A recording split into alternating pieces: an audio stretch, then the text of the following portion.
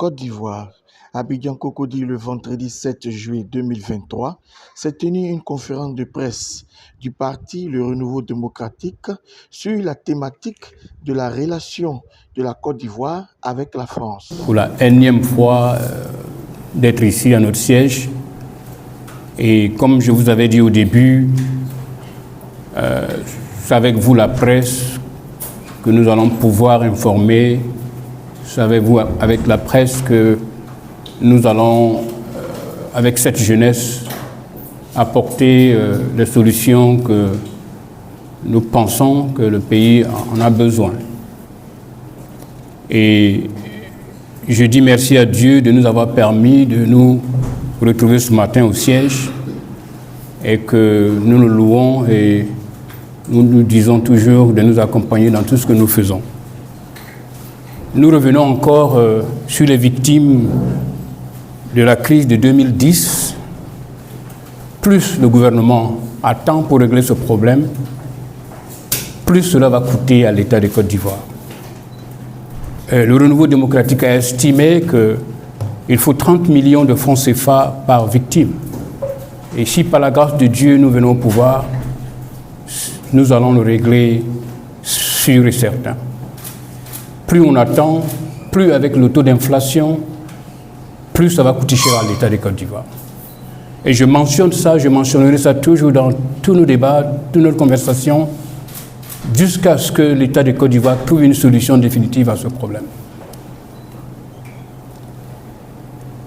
Nous parlerons aujourd'hui d'un sujet très important, la relation avec la France et la présence de l'armée française en Côte d'Ivoire. C'est un sujet très important. Il est sensible, je le sais, mais il est nécessaire. Et nous vous demandons de bien suivre notre démarche jusqu'à la fin pour comprendre les solutions que le Renouveau démocratique propose et à la Côte d'Ivoire et à la France. Eh bien, on va faire un peu de l'histoire. Les Portugais furent les premiers Européens à pénétrer dans le pays. Le commerce de l'ivoire, des fusils et de la traite des Noirs se mettaient en place. En effet, la Côte d'Ivoire a eu un premier contact avec la France en 1637, lorsque des missionnaires débarquent à Assili. Nous allons essayer de contracter un peu notre intervention historique pour ne pas être très long. Et la Côte d'Ivoire, officiellement, est devenue colonie depuis 1893. Donc, au total, nous avons 400 ans de relations avec la France. C'est-à-dire 386 pour être exact, mais 400 ans de relations avec la France. Cette relation a été unilatérale. Elle a marché beaucoup plus pour la France, de 80 à 90% que pour la Côte d'Ivoire. Alors, nous allons analyser cette relation en 4 volets. Ce qui a marché, ce qui n'a pas marché, les forces françaises de Côte d'Ivoire et les solutions du Renouveau démocratique. Ce qui a marché. Un navigateur et commerçant français du nom de Arthur Verdier s'installe à Assini en 1862. Il crée en 1880-81 une plantation de café à Elima, au bord de la lagune à Biche. En 1882, il va ouvrir une école privée, la toute première pour les besoins de son commerce et de ses plantations. La cacaoculture va suivre en 88 à Boisseau avec Verdier et Bretignier. Voilà donc l'introduction du café cacao et d'autres cultures par la suite qui a transformé le paysage économique de la Côte d'Ivoire pendant toute cette période. Nous sommes un pays agricole et toutes les infrastructures scolaires, sanitaires, routières, portuaires ont été possibles grâce à l'introduction du café et du cacao, ces cultures de rente, il y a plusieurs décennies de cela par la France. Beaucoup a été réalisé dans nos centres de recherche agronomique. L'agriculture emploie de nombreux Ivoiriens et procure des revenus à nos braves paysans. La Côte d'Ivoire est connue dans le monde entier à cause de son premier rang comme producteur de cacao. Sur le plan éducatif, l'ouverture de la toute première école privée en 1882 par le même système qui nous a permis d'avoir un système éducatif en place. À travers ce système, beaucoup de cadres seront formés ici en France, pour la plupart, surtout après les indépendances. Nombreux sont nos ingénieurs, nos médecins, militaires, pharmaciens, professeurs, économistes, etc., qui ont été formés dans les universités françaises. Cette formation universitaire a permis à la Côte d'Ivoire de connaître son premier miracle économique dans les années 70. Ce qui n'a pas marché. Je vous prie de suivre attentivement, de prendre note sur ce qui n'a pas marché. Si nous continuons cette relation avec la France jusqu'à ce jour, dans les prochains 100 ans, rien ne marchera en Côte d'Ivoire. Rien ne marchera en Côte d'Ivoire. Notre relation avec la France a été marquée par l'esclavage, les travaux forcés et une indépendance conditionnée. Notre indépendance, elle est conditionnée. Elle a été conditionnée, elle est toujours conditionnée. Rappelons que l'esclavage fut l'événement le plus triste de l'histoire de l'humanité, pratiqué dans la même période par une race blanche contre une race noire et particulièrement par 4 ou 5 pays. Nous avons dit lors de notre conférence de presse sur l'économie que la Côte d'Ivoire est un pays pauvre. Et nous, ça ne nous gêne pas de dire que la Côte d'Ivoire est pauvre, parce que le SMIC est à 75 000 francs CFA et le PIB par habitant est à 2 468 $, soit 123 400 francs CFA par mois. C'est ça la pauvreté. Après près de 400 ans de relation avec la France, donc 63 ans d'indépendance conditionnée. Aussi, lors de notre conférence de presse sur la santé, le renouveau démocratique vous a donné des statistiques. On a eu une espérance de vie de 57 ans et 186e dans le monde. Nos hôpitaux ne sont pas suffisants et n'ont pas suffisamment de plateaux techniques. Nous n'avons pas assez de médecins spécialistes. On n'arrive pas à se soigner, à se loger, à se nourrir, à s'éduquer, à avoir du travail après les études. Vous voyez, c'est une réalité qu'il faut toujours avoir le courage de dire. Le taux réel de chômage est très élevé. En fait, nous parlons d'un taux de chômage de 40% ici en Côte d'Ivoire. Parce que les statistiques qu'on nous donne, ce n'est pas quand quelqu'un finit ses études universitaires, ouvre une petite cabine là, et c'est un travail. L'informel, non. Il n'a pas de salaire, il n'est pas employé, il n'est pas enregistré à la CNPS, il ne travaille pas en réalité. On ne considère pas ça comme étant un travailleur permanent. C'est pourquoi nous disons que le taux réel de chômage est autour de 40%. Quant à nos braves paysans, ils ont tous les problèmes liés à l'achat de leurs produits. L'économie du pays repose sur l'agriculture et pourtant, les paysans ne s'en sortent pas. Eux qui nous permettent autant d'avoir plus de 40% de nos recettes d'exportation provenant de leur dur labeur.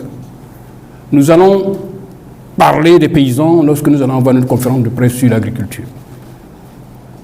Permettez-nous de dire la vérité que tout le monde sait. Pour mieux savoir la cause de cette pauvreté et notre état de développement, il faut remonter aux accords coloniaux de 1959 que la France a signés à ses anciennes colonies après une période triste de l'esclavage et des travaux forcés. Eh bien, nous allons nous intéresser pour le moment aux accords 1 et 2. L'accord 1, la dette coloniale pour rembourser des bénéfices de la colonisation. Ce qui veut dire que les États nouvellement indépendants doivent rembourser le coût des infrastructures construites par la France pendant la colonisation. Mais, mesdames, messieurs, de quels bénéfices parle la France? Ces infrastructures ont été construites pendant les travaux forcés. Les Français ont déjà tiré profit. Ainsi, qui donne le coût réel de ces infrastructures? Quand la France nous dit qu'on doit rembourser, mais qui donne ce coût réel? Quelle est la contre-expertise des Africains? En 1958-59, dites-moi exactement quels sont les spécialistes économistes que nous avons. L'université d'Abidjan n'était même pas créée. Aucune grande école.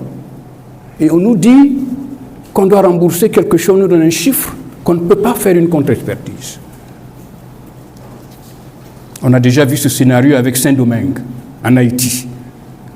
la France de Napoléon avait été battue par la révolte haïtienne en 1804. La France s'est réorganisée avec un blocage militaire de l'île et a demandé réparation avant de reconnaître l'indépendance de cette île. La réparation était pour la perte des esclaves et de ses plantations, avait affirmé la France. C'est aussi le même principe de réparation qu'on nous a demandé avec l'accord numéro 1. Savez-vous que Haïti a payé à la France 21 milliards de dollars de 1804, son dernier chèque a été créé en France en 1947. Cela a complètement ruiné ce pays, qui est le seul pays francophone d'ailleurs dans cet hémisphère des Caraïbes jusqu'à nos jours. Une ancienne colonie française. L'accord numéro 2 et numéro 8. Ce sont les accords les plus mauvais que le renouveau démocratique a souligné et qui sont à la base du sous-développement de la Côte d'Ivoire et des pays francophones. L'accord numéro 2, la confiscation automatique des réserves financières nationales. L'accord numéro 8, l'obligation d'utiliser le franc CFA.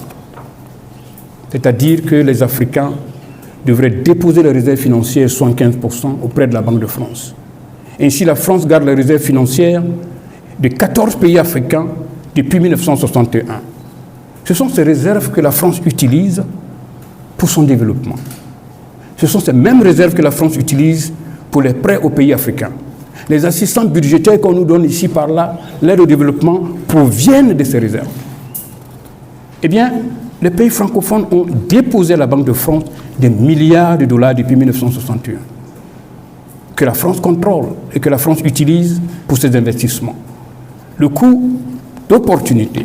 On dit coût d'opportunité, c'est-à-dire que si les Africains avaient ces fonds, ils pouvaient investir, l'utiliser, et comme ils n'ont pas ces fonds, nous l'appelons ça coût d'opportunité, pour les pays francophones, s'élève à des milliards d'euros, qu'on pourrait nous demander à la France une réparation, ou bien même un remboursement, comme la France l'a fait avec les remboursements de ses infrastructures pendant la période coloniale et avec l'Haïti. Nous le répétons, la Banque centrale, la BCEAO et la BEAC n'ont en réalité pas de liquidité pour stimuler l'économie des pays membres et ne prennent aucune décision politique monétaire. Elles-mêmes, à cause des accords que la France nous a fait signer. Le Trésor français décide tout. Jusqu'à ce jour, les banques centrales francophones combattent plutôt l'inflation au lieu d'avoir une politique d'investissement et de développement économique. C'est quand même curieux qu'aucun gouvernement de notre pays, depuis Houphouët-Boigny, en passant par le gouvernement du Premier ministre Alassane Dramane quand il était Premier ministre, du président Bédié, Guèye, Gbagbo et Alassane, et c'est quand même curieux que personne n'a essayé de mettre en cause ces 11 accords. Nous avons tous travaillé sous ces 11 accords. C'est vraiment, vraiment curieux. Et nous, personne n'a essayé de quitter ces accords, même pas pour voir ce que cela pouvait donner. Eh bien, les entreprises françaises bénéficient de revenus qui sont souvent exonérés d'impôts, réexportés, ils exportent leurs profits parce que c'est le code d'investissement qui le permet, et ajouter à cela les réserves déposées à la Banque de France et le fait que nous ne produisons pas les biens d'équipement parce que nous consommons presque tout. On dépose 65% de nos biens, de nos réserves en France. La France, selon le code d'investissement, réexporte ses profits. Et quand on va vendre notre café cacao, c'est-à-dire on va en France, on vend notre café cacao, avant de revenir, d'abord on doit déposer 65% à la Banque de France. Ensuite, puisqu'on ne produit rien, on achète des biens d'équipement avec 30%.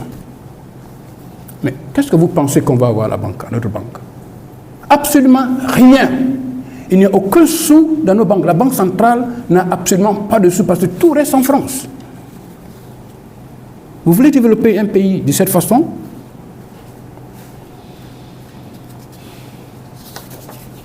Incroyable.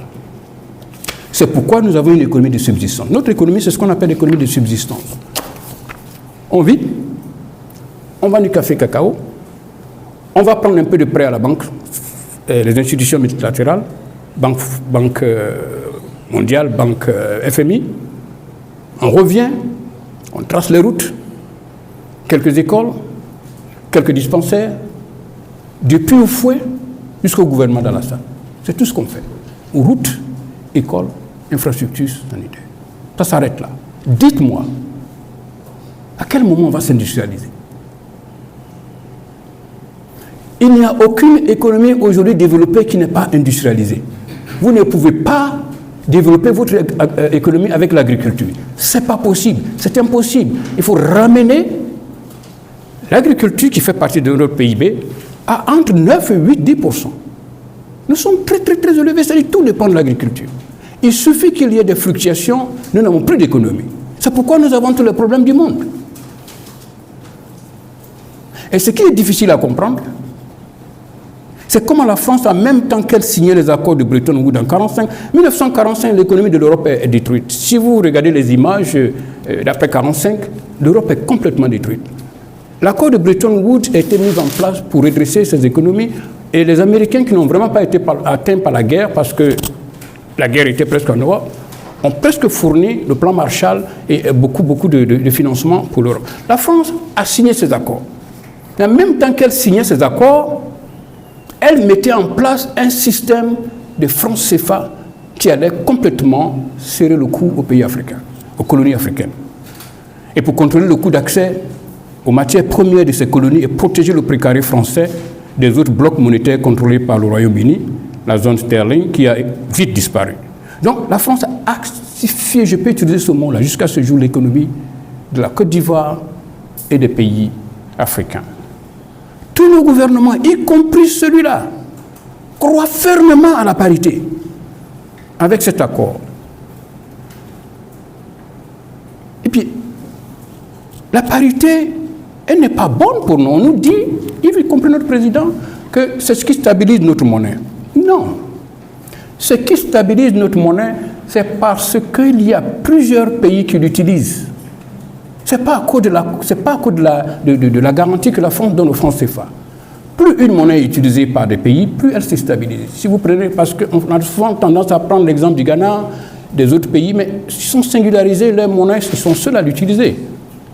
Pourquoi l'Europe s'est mise ensemble? Pourquoi ils ont créé l'euro? Plus plusieurs pays utilisent la même monnaie, une politique monétaire interne, plus cette monnaie a de la valeur. Plus il y a un volume d'activité économique interne dans un pays, plus la monnaie s'apprécie. C'est tout. Donc ce n'est pas vrai, cette parité que nos gouvernements ont cru. Eh bien, il n'y a pas de parité, puisque si vous dites qu'il y a une parité, vous attachez notre monnaie à votre monnaie, ça dit que ça l'accompagne à tout moment. Et pourtant, en 1994, la France a pris unilatéralement la décision de dévaluer notre monnaie à 50%. Vous savez ce que ça veut dire? Ça veut dire que la France dévalue la monnaie. Si vous vendez 50 milliards de café cacao, la même monnaie peut acheter 75 milliards de café cacao. La France gagne 25 milliards, nous on perd.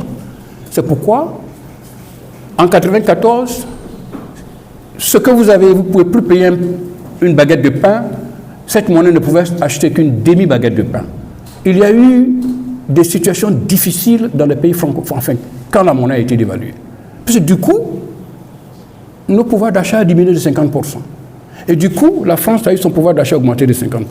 Donc la France a bénéficié de cette dévaluation. Ça lui a permis d'acheter du café cacao à un montant tout juste, sans faire d'efforts, et c'est ce qui est arrivé. La France a toujours utilisé une partie de l'Afrique, de l'élite africaine surtout. Et pendant l'esclavage, pendant la période coloniale, après les indépendances, jusqu'à nos jours. Et nous avons nous-mêmes participé, nous-mêmes, à notre propre chute. Parce que nous sommes plus responsables de notre sous-développement. C'est difficile de comprendre que nous avons encore ces accords que nous sommes, alors que nous sommes indépendants. Vous voyez, la France veut modifier ces accords. La France ne veut jamais se débarrasser de ces accords. Puisqu'elle a habitué à ces accords, elle n'a pas une autre politique de se débarrasser de ces accords. Donc elle y maintient son cap. Sans cet accord, pour la France, il y a des difficultés. Parlons de notre indépendance. Nous n'avons jamais été indépendants avec ces 11 accords. D'ailleurs, nous avons lutté, mais nous ne sommes jamais battus pour notre indépendance. Vous voyez, l'histoire de l'Afrique nous apprend du Sénégal, en passant par le Ghana, Angola, Afrique du Sud, Madagascar. Pendant l'esclavage, on ne s'est jamais battu pour nous libérer. Pendant la période coloniale, on ne s'est jamais battu pour nous libérer. Et pourtant, la Première Guerre mondiale et la Deuxième Guerre mondiale, on allait mourir pour l'indépendance de la France. C'est l'incompréhension que j'ai souvent quand j'analyse l'histoire de l'Afrique. Est-ce que nous sommes un peuple incapable de mourir pour notre pays?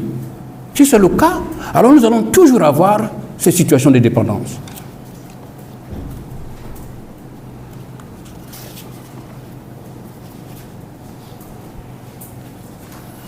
En principe, puisque nous sommes allés faire la guerre pour la France et nous sommes morts pour la France aurait tout simplement donné l'indépendance, sans condition.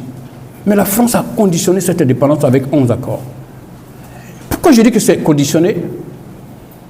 C'est-à-dire, je ne vous donnerai l'indépendance que si vous acceptez ces accords, d'une manière ou d'une autre voilée. Parce que la Guinée, de ce côté, a refusé ces accords. On a organisé tout pour complètement détruire l'économie de la Guinée. Et la Guinée est jusqu'à présent là où elle est, parce qu'effectivement, il y a eu, même dans les débuts de l'indépendance, des Africains eux-mêmes qui se sont mis en accord avec la France pour complètement détruire l'économie de ce pays. Et c'est quand même étrange. Chaque fois que quelques leaders politiques se sont même plaints, surtout de la question de la monnaie, leurs gouvernements ont chuté. Vous savez l'histoire. Dans presque les pays africains où les leaders présidents des pays africains qui se sont levés contre cette pratique, leur gouvernement a chuté.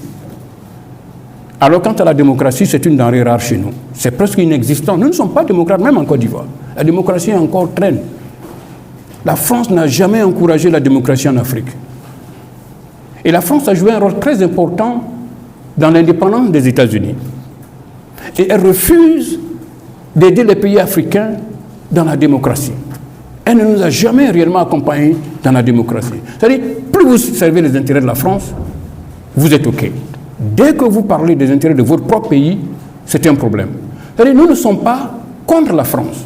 Nous sommes pour la Côte d'Ivoire, ce qui est différent. Le renouveau démocratique veut mettre fin à ça. Sinon, on ne se développera jamais. Nos gouvernements jouent toujours avec la jeunesse. On ne dit pas la vérité à la jeunesse. On ne pourra jamais développer ce pays et créer suffisamment d'emplois pour cette jeunesse avec cette pratique. Le troisième volet, c'est la présence des forces françaises de Côte d'Ivoire. Cette présence est le résultat des accords 5 et 6. L'accord 5 stipule que la France a le droit exclusif de fournir des équipements militaires et de former les officiers militaires des anciennes colonies. L'accord 6, c'est l'accord de défense. Ici, la France a le droit de déployer des troupes et intervenir militairement dans notre pays pour défendre ses intérêts à elle.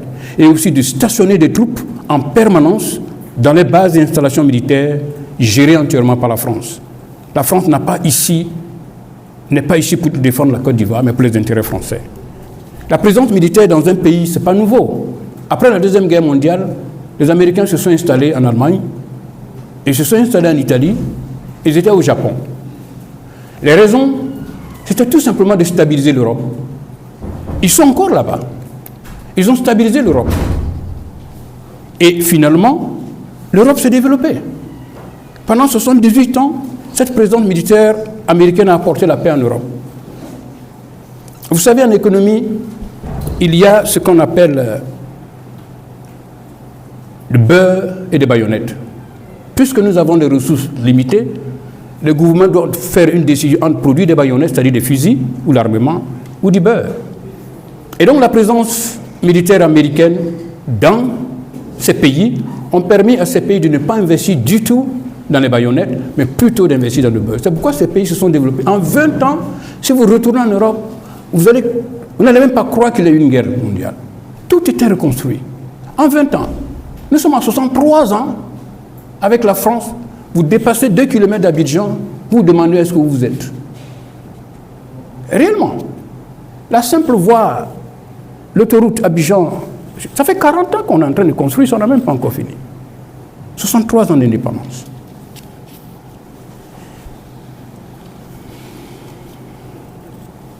C'est incroyable. On nous dit avec des mots que nous sommes un pays en voie de développement. C'est le mot qu'on utilise. Hein? C'est un pays en voie de développement. On a entendu ça déjà. C'est un pays à revenus intermédiaires. Surtout, c'est un pays émergent. Ça ne veut rien dire en économie, un pays émergent. Ça ne veut absolument rien dire. On est pauvre. C'est des mots qui sont mis là pour nous faire croire qu'on avance. On n'avance pas. Ou bien, si on avance au pas d'escargot. Il y a par exemple des forces militaires à Djibouti aussi, pour des raisons stratégiques. Djibouti est localisé à l'entrée de Bab al-Mandab, où passe près de 30% du commerce mondial. Il y a 8 bases militaires, y compris la Chine et les États-Unis. Les Américains ont une base là-bas qu'on appelle la base Le Monnier, avec près de 1000 soldats américains.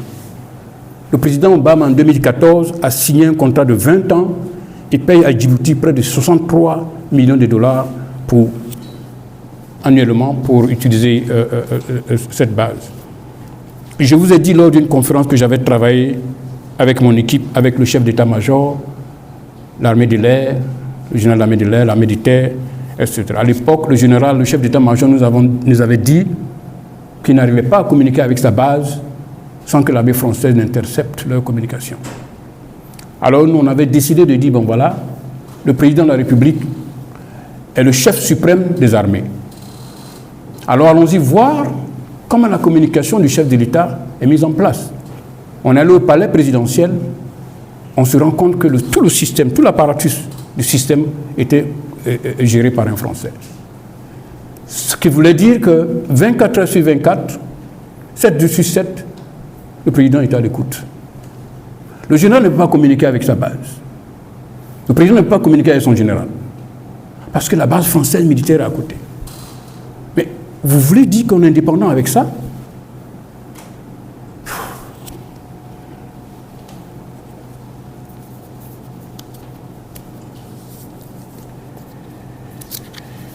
Mesdames, Messieurs, l'armée française, sa présence, nous cause problème. L'armée américaine a apporté une stabilité en Europe. Par contre, malgré la présence des forces de défense et de sécurité, malgré la présence de l'armée française ici en Côte d'Ivoire, on a eu un coup d'État militaire. On a eu une rébellion. On a eu une guerre civile après les élections.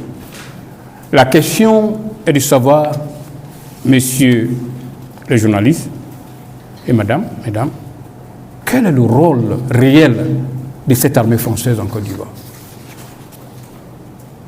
Tout cela est inacceptable pour un pays indépendant. Alors, nous allons vous donner les solutions après cette analyse du renouveau démocratique. Eh bien, on constate qu'il y a une grogne contre la France à travers l'Afrique. Les rhétoriques anti-françaises se font de plus en plus entendre. Eh bien, le Rwanda a pris une décision très simple d'éliminer la langue française. Complètement. Le Gabon s'est rapproché du Commonwealth. Et ça veut dire que la grogne est tellement maintenant prononcée qu'au début, quand on parlait de la France-Afrique, on nous disait que c'était des rêves, ça n'existait pas. C'était avant les réseaux sociaux. C'était avant Google et Facebook et tout ça. Maintenant, à l'Assemblée nationale française, les députés de l'opposition parlent de cette France-Afrique. Une réalité. Le Premier ministre, je pense, italien a parlé de ça. Ça a été un tollé diplomatique, un problème diplomatique entre la France et l'Italie. Ça ne marche pas, cette relation. L'alternative pour certains pays africains, vous entendez aujourd'hui, c'est se rapprocher de la Russie et de la Chine. Il y a ceux qui veulent définitivement mettre fin à leur relation avec la France. En réalité, la France elle-même ne sait en réalité quoi faire. Elle fait des propositions pour modifier et garder ces accords au lieu de renoncer officiellement à ces accords. Alors, les solutions du renouveau démocratique, nous sommes contre ces rhétoriques. Nous voulons travailler avec la France. Nous voulons tout simplement éliminer ou bien prendre des décisions pour la Côte d'Ivoire, mais pas contre la France. Nous allons travailler avec la France pour apaiser cette grogne. mais d'une façon où nous allons nous entendre sur la voie à suivre. Nous allons garder et maintenir notre relation parce que nous pensons que l'alternative Chine et russe n'est pas bonne pour notre pays et l'Afrique en général pour l'instant. L'aventure chinoise est un échec parce qu'il y a un moment de cela que les Africains sont déçus de l'Occident, sont déçus de la France. Les Africains ont décidé d'avoir la relation sino-africaine et avec la Russie et les résultats sont là.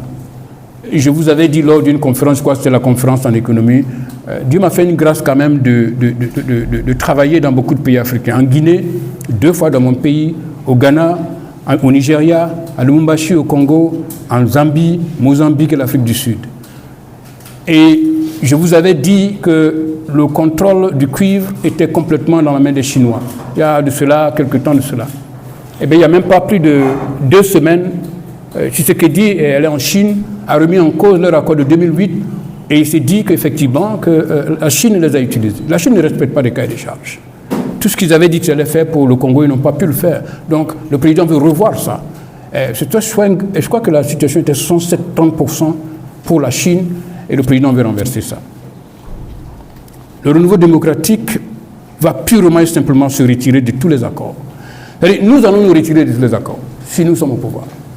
On ne les négocie pas. On n'a pas besoin de négocier ces accords.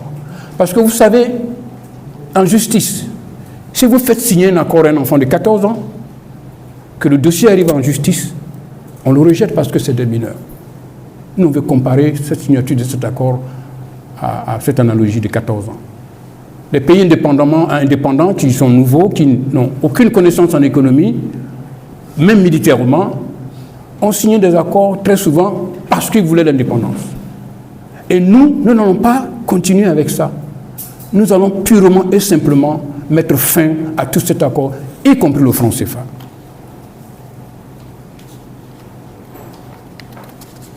Et si par la grâce de Dieu aussi que nous sommes au pouvoir, en concertation avec les autres pays membres de l'UMOA, nous allons immédiatement nous débarrasser du franc CFA, créer une monnaie digne de ce pays. Nous allons donner la liberté à la BCEAO d'imprimer et d'injecter de l'argent dans la zone, de jouer son vrai rôle de banque centrale qu'elle n'a jamais eu dans son histoire. 7e, nous allons relancer une nouvelle coopération gagnant-gagnant avec la France dans un respect mutuel orienté plutôt sur l'industrialisation de la Côte d'Ivoire. Le renouveau démocratique numéro 8, après analyse subventionnée, prenez note s'il vous plaît. Nous sommes convaincus que la présence des forces françaises en Côte d'Ivoire n'est pas nécessaire. Nous demandons à l'armée française de quitter la Côte d'Ivoire. Et c'est non négociable. Enfin, nous allons plutôt nous tourner vers nos braves forces de forces de défense et de sécurité, les FDS. S'il faut doubler le salaire des militaires, des policiers, des gendarmes, des hauts et forêts, il faut le faire. Notre sécurité dépend d'eux, pas de la France, pas d'une présence militaire française, parce qu'elle nous a donné un semblant de sécurité que nous n'avons réellement pas. Il nous faut des formations appropriées à nos FDS, du matériel. Parce que s'ils sont bien équipés, ils peuvent défendre contre l'ennemi de l'intérieur comme de l'extérieur. Aucune rébellion ne doit réussir sous notre armée. Aucune. La paix n'a pas de prix. C'est-à-dire que si vous avez une armée faible, une milice, une rébellion, et puis l'armée s'effondre, qu'est-ce qui nous est arrivé? Nous n'avions pas d'armée. Pour éviter ça, il faut investir dans l'armée. Il faut investir dans cette armée parce que la sécurité, notre sécurité, y dépend. Et sans cette armée, nous aurons des problèmes internes comme externes. Parce qu'on pense que l'armée, c'est seulement quand nous sommes attaqués de l'extérieur. Non, le problème peut venir de l'intérieur. C'est pourquoi nous allons investir suffisamment dans notre armée. Nous lançons un appel à la diaspora en France, en Angleterre, en Italie, partout en Europe, au Canada, aux États-Unis, de joindre cette jeunesse pour un nouveau départ et une construction réelle du pays. Il y aura du travail pour tout le monde. Nous allons passer à la phase d'industrialisation. C'est-à-dire les acquis sont les acquis. La Côte d'Ivoire doit s'orienter uniquement dans la phase d'industrialisation pour les décennies à venir. Et donc, sur ce, je vous dis merci et que Dieu bénisse la Côte d'Ivoire.